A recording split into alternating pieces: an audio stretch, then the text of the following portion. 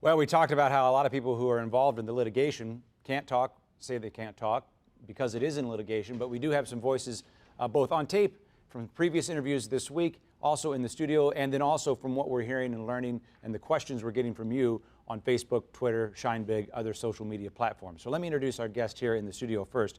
Dale Singer, education reporter, St. Louis Public Radio. Welcome back to the show. Also, welcome back to James Schules, now assistant professor at the University of Missouri, St. Louis. One thing I saw on Facebook this week, somebody said, you know, I don't know if everybody's on the same page about what a charter school is. So just to be sure that we're all on the same page, a charter school, define the charter school for me. Charter school is a public school. A charter school is paid for by tax dollars.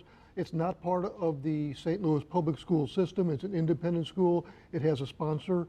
It has a board, but it's paid for by tax dollars. So there are two kinds of public schools in the city of St. Louis, the district schools and the charter schools. And who can go to a charter school?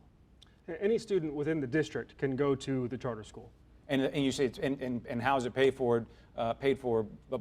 With tax dollars. And in this case, you know, my next question is, who's suing whom here? The tax dollars, some of which the city, St. Louis Public Schools would argue, were not meant to go to charter schools. Is that a fair estimate of the, right, the larger issue?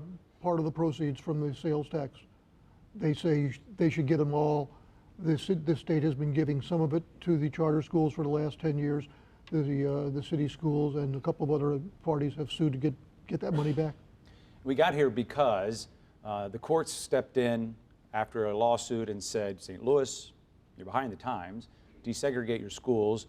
The state legislature eventually decided they no longer wanted to pay for it. Stop me when I'm wrong here. So the city passed a sales tax to tax itself to pay for the desegregation efforts in the city schools. And then somewhere along the way, charter schools came in and some of that money started to go to the charter schools. Right, so charter schools were authorized or passed through the legislature at the same time that the legislature stepped in and said, we're going to give the district the authority to levy a sales tax to take over paying for this transfer. Was that all part of a compromise, a political compromise? We want charter schools, we want to be able to also raise some money through a tax. Well, I think all of this was part of a conversation at that time. What do we do with this school district, a district that had been struggling for a very long time? We've been struggling with this desegregation issue since the 70s when this Liddell case first went to the courts. So by 1998 or 99, whenever these issues are getting